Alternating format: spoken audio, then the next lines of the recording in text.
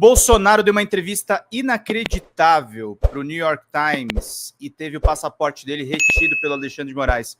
Eu vou mostrar aqui um corte do Meteoro Brasil que está viralizando, da Sofia e da Daiane Santos. Eu vou só pular as partes que elas falam do UOL, mas peço para vocês para curtirem o vídeo e compartilharem nas suas redes sociais. Vamos ver juntos aqui. Resolveu voltar a envergonhar o país. Em entrevista ao The New York Times, o ex-presidente Jair Messias Bolsonaro resolveu voltar a envergonhar o país. Além de dizer que se sente vigiado o tempo todo e elogiar Mark Zuckerberg, Bolsonaro fez até referência sexual ao Donald Trump. Eu sei que você não quer ouvir isso, mas vamos ouvir aqui com a nossa querida Daiane Oliveira no Plantão do Meteoro.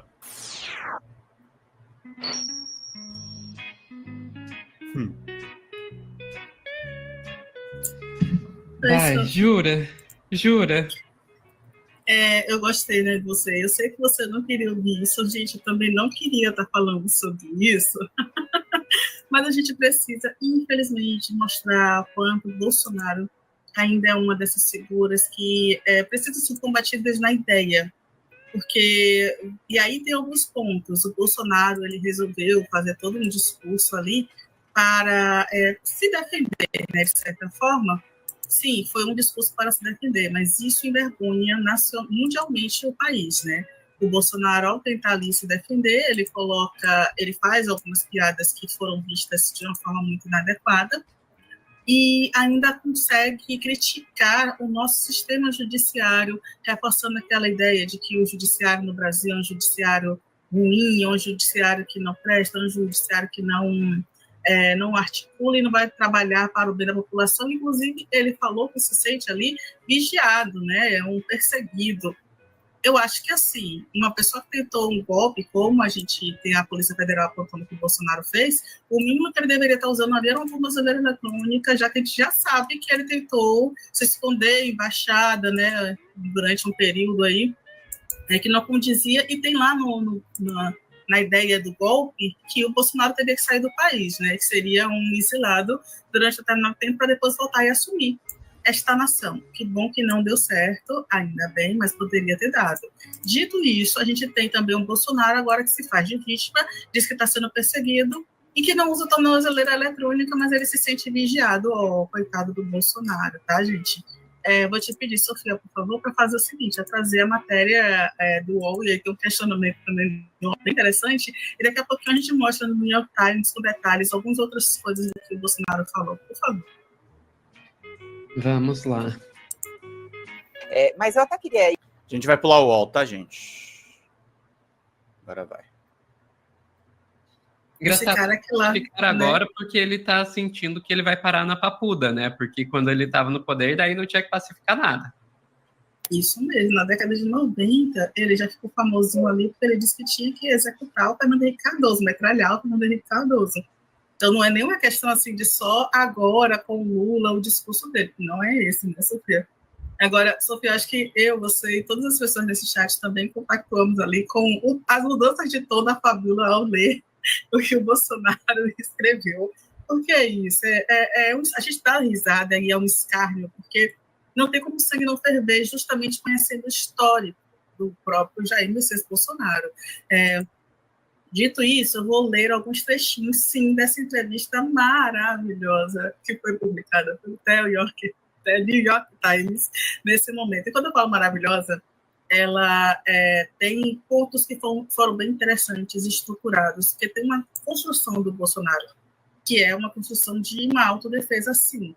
Mas ele, mais uma vez, ele entrega alguns pontos de peculiaridades que chamam a atenção e que trazem a ideia de vexame para o país. Foi um texto escrito pelo Jack Nickas. Ele, né, já cobre Bolsonaro há determinado tempo, já conhece bem a figura do Jair Messias Bolsonaro. Então... O Jack Nickas foi o cara que deu o furo do Bolsonaro fugindo para a embaixada, tá, gente? Só para vocês saberem que é importante também. Bolsonaro deve se sentir muito lembrar, foi esse cara aí que trouxe a história do Airbnb, sabe? Aquela noite que Bolsonaro passou, aquelas noites, né, na verdade, que Bolsonaro passou na embaixada da Hungria, foi esse cara aí que pegou. E ele deve se sentir muito confortável, porque ele já começou assim, né, dizendo que sobre o convite do Donald Trump, detalhe, a gente já deu essa informação de que não, Bolsonaro não vai para a posse do Trump, porque o Alexandre de Moraes disse que ele só iria para a posse do Trump se ele entregasse, se ele dissesse, se ele mostrasse o convite oficial para essa posse, e ele não tem um convite oficial, ele não mostrou o convite oficial. Depois, né, o Eduardo ele mostrou que existia um e-mail do Bolsonaro, que existia um e-mail de convite, sendo que a URL, né, o e-mail que enviou esse convite é um e-mail muito comum nos Estados Unidos, que é sim um e-mail cerimonial, mas poderia ter sido enviado por qualquer pessoa e não oficialmente. Aí tem várias questões que foram feitas e questionamentos que o judiciário fez. A PGR emitiu, inclusive, um ofício, né, de que não era contrário à ida de Bolsonaro aos Estados Unidos, justamente pelo medo de fuga. O Bolsonaro ele é investigado em alguns inquéritos, dentre eles a tentativa de golpe no Brasil em 8 de janeiro. Então, não é qualquer coisa que a gente está falando, porque poderia ser a fraude do cartão de vacinação, que já é algo sério, poderiam ser as joias, que também é algo muito sério, mas a gente está falando sobre um golpe, uma tentativa de golpe de Estado, e tentativa ou não tentativa, se deu certo ou não, é crime do mesmo jeito, é muito importante dizer isso. Ah, mas um crime tentado não é crime. A gente tem aí um crime do mesmo jeito, tá, gente?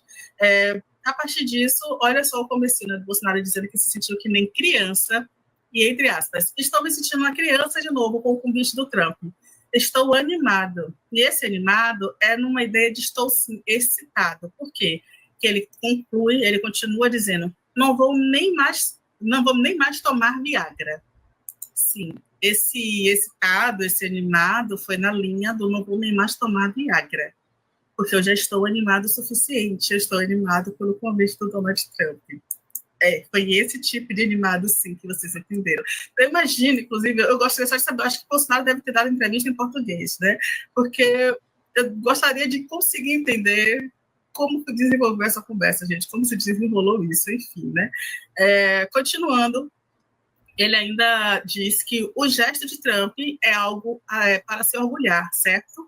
Quem é Trump? O cara mais importante do mundo. Temos aí a lógica da síndrome de vira-latismo, né, na dinâmica, porque ele poderia dizer sim, olha, num determinado contexto, do contexto econômico, Trump está entre os maiores líderes do mundo, etc. e tal, mas é isso, Trump é um líder de uma grande potência, uma das grandes potências, é só isso, ele é só um líder, uma pessoa que está passando por aquele processo ali neste momento.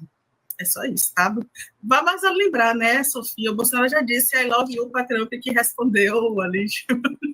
O que foi que o Trump respondeu mesmo? Eu nem lembro, mas tipo, ele disse I love you, Trump, tipo, bem-vindo, algo assim, né?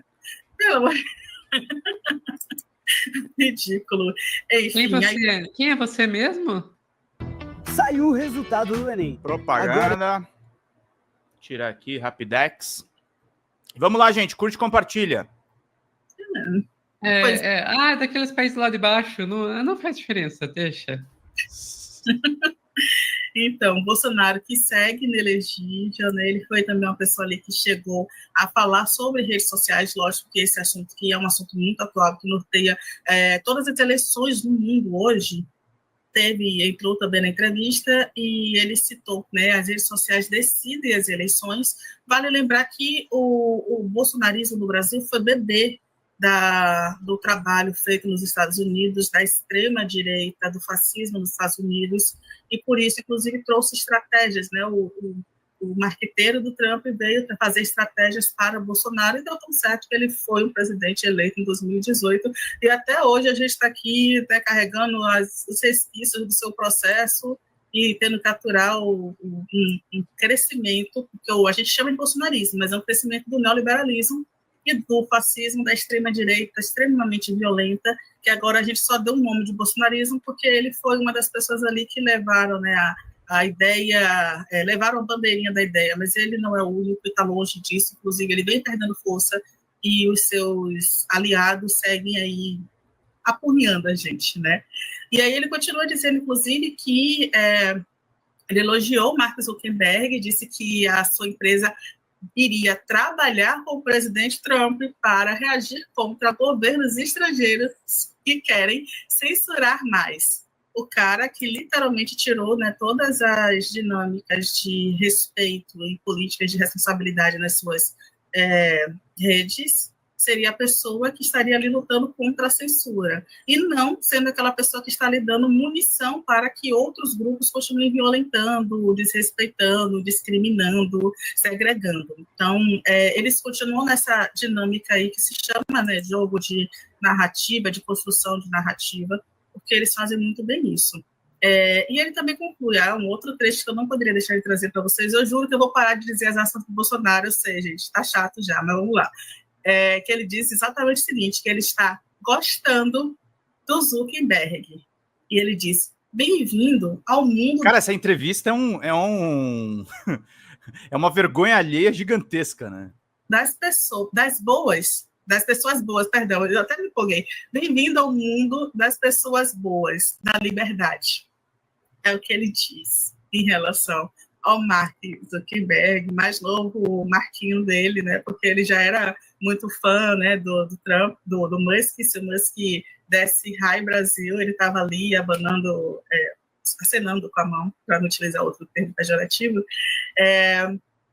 E é isso, ele segue com esse complexo, com essa síndrome. Ele falou também que se sente vigiado, como já disse no começo. Disse que não vai negar ninguém, mas a segunda conversa que ele falou ali sobre... mas na segunda conversa foi desistido, né, sobre uma tentativa, articulação ali do golpe. Então, ele negou, literalmente ele negou que houve uma tentativa de envenenar o presidente Lula, mas ele falou ali de uma articulação de golpe, né? E exatamente a pergunta, viu? O senhor Bolsonaro negou veementemente qualquer plano de golpe. Ele entregou o poder, afinal, ele disse, mas admitiu ter discutido o decreto que fala justamente do golpe. Ele não articulou o golpe, mas ele discutiu o decreto. E foi quando ele falou sobre isso, né? Que ele conversou, mas na segunda vez já tinha desistido da ideia. Então, ele articulou, mas não articulou, existe um decreto que ele não tem nada a ver com isso, e é totalmente contrário do que a Polícia Federal aponta para o Bolsonaro e a sua relação, né? Eu estou, inclusive, imaginando, eu li aqui rápido no chat, alguém botou assim, tá ok? Eu estou, inclusive, imaginando o Bolsonaro dando essa entrevista falando tá ok. Difícil, viu? Difícil. E aí, Sofia, o que é que você achou dessa entrevista, desse espaço, inclusive um espaço muito grande que o New York Times deu para o Bolsonaro nesse momento? Sim, é um espaço grande que o New York Times deu para o Bolsonaro. E agora, eu acho interessante que a gente viu o Bolsonaro ganhar espaço em alguns meios de comunicação aqui no Brasil recentemente, que você lia as entrevistas e você via claramente que aquilo ali não era o Bolsonaro, sabe? Que era algo que a assessoria de comunicação, assessoria de imprensa dele, ajudou ele a fazer o texto que ele estava passando para aquela entrevista. O que eu não vi nesse caso aí. Nesse caso aí, a gente vê que realmente é o Bolsonaro falando, sabe? Não é... Não... O que mostra que o New York Times faz um trabalho muito mais sério do que a imprensa brasileira, né, gente? O New York Times ali viu o Bolsonaro real, né? Foi treinado, não teve media training nenhum. O Bolsonaro foi lá e falou. Então eu fico imaginando, primeiro, que a assessoria de imprensa do Bolsonaro deve estar desesperada, e segundo, que dá espaço para ele sem isso, sem o treinamento, sem o pessoal realmente ajudando o Bolsonaro a falar, talvez meio que seja dar corda para ele se enforcar, sabe? Porque eu não consigo imaginar alguma pessoa que leia essa entrevista, tirando os maluquinhos que já estão com o cérebro derretido e que vão bater palma para o Bolsonaro, independente do que ele diga. Mas eu não consigo imaginar nenhuma pessoa que não tenha sofrido lavagem cerebral lendo essa entrevista e pensar que pegou bem. Não tem como. Não tem como. Sim. Enfim, mas e Dai? E no final das contas, o Bolsonaro vai ou não vai para posse? Você está mutada. Perdão, se a gente fizer uma live e não tiver uma pessoa mutada falando. Então, a gente não vai para ter o Bolsonaro na posse do Donald Trump. Ó, que pena. Porque ele não conseguiu provar que houve realmente um convite oficial, e a gente já falou sobre isso, inclusive, né? Foi uma jogadinha ali do Alexandre de Moraes na linha do tipo, se ele tiver um convite oficial, a gente pode pensar na negativa, mas se ele não tiver um convite oficial, a gente já nega direto, né? Mas vamos deixar ele passar vergonha publicamente, inclusive entre os seus próprios aliados ali, né? Porque se houvesse a negativa de início, né, já de cara, ele ia dizer, tá vendo que eu sou perseguido, que eu sou um coitado, e aí cair naquela lógica de ser uma vítima, e aí começa o mimimi, como essa galera adora falar de termo mimimi, ele começaria com mimimi. Então foi uma jogada bem interessante do Alexandre de Moraes, porque isso mostra que, já que não houve o convite oficial, pelo menos não foi apresentado o convite oficial, ele não tem condições de ir, acabou. Então ele não vai, ele continuará no Brasil, a gente continuará que em algum momento finalmente a Polícia Federal bate na porta do Bolsonaro, e sim, todos os postos do Bolsonaro terminam dizendo isso. Pois é, parece que Bolsonaro vai ter que continuar investindo no seu estoque de Viagra. Ficamos por aqui, Dai. Obrigado, Bernadette. Pessoal que está assistindo ao vivo, não sai daí que logo logo a gente volta com mais Plantão no Meteoro.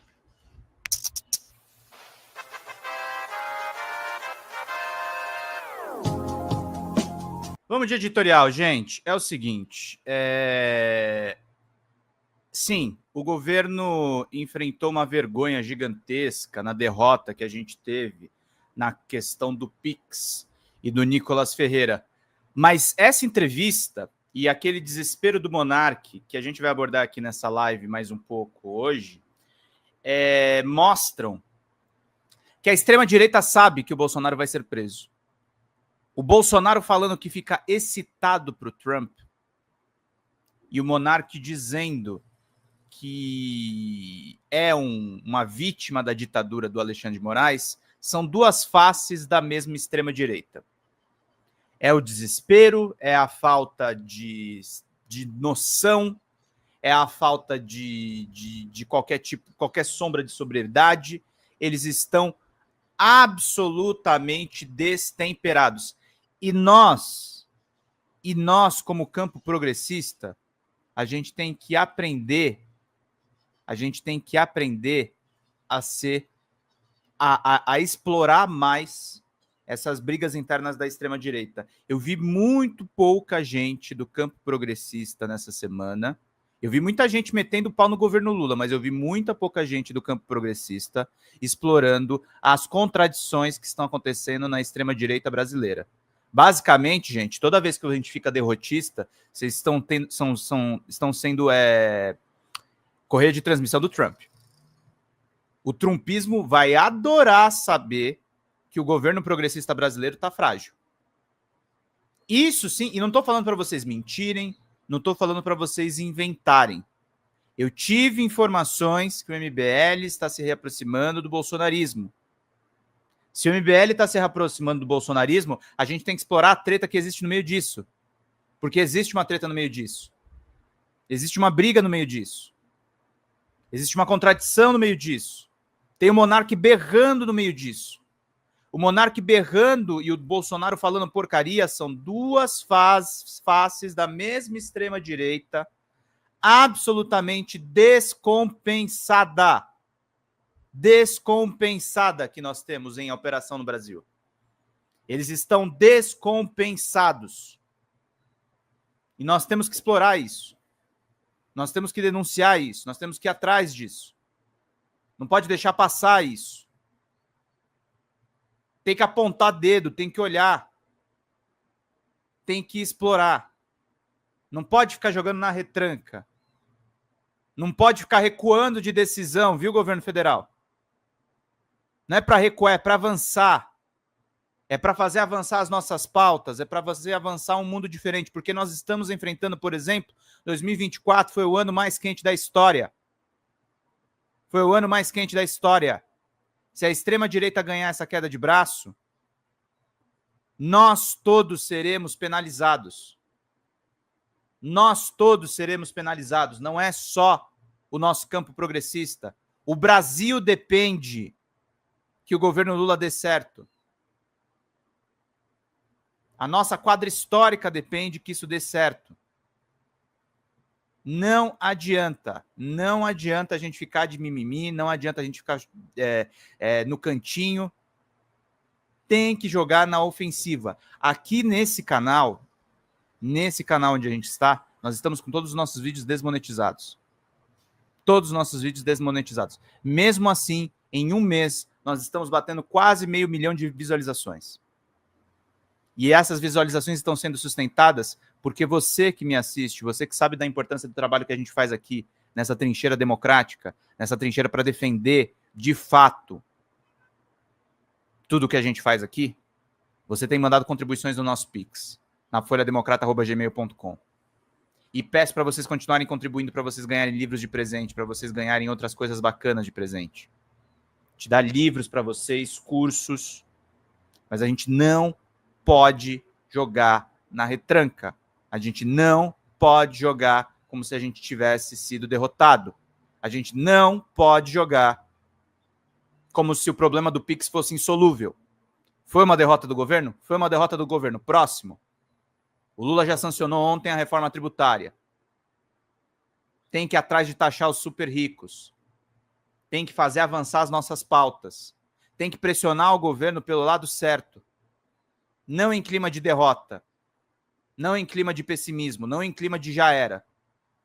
Em 2022, com todos os problemas por um triz, com tentativa de golpe rolando, Lula venceu as eleições contra Bolsonaro. Lula venceu as eleições contra o Bolsonaro.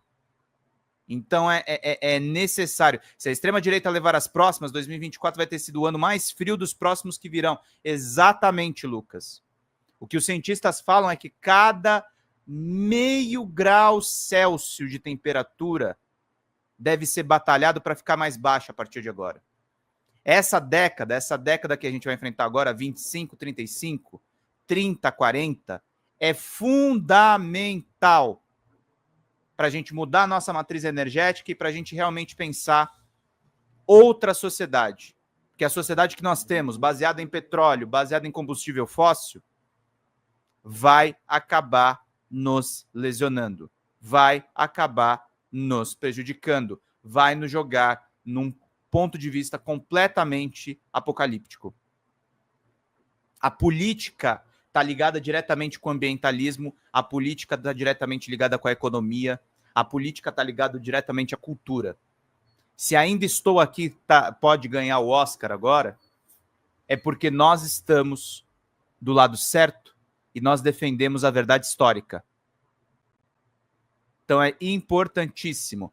Olha o Zé mandando aqui. Como diz Vandana Shiva, soil not oil. Boa.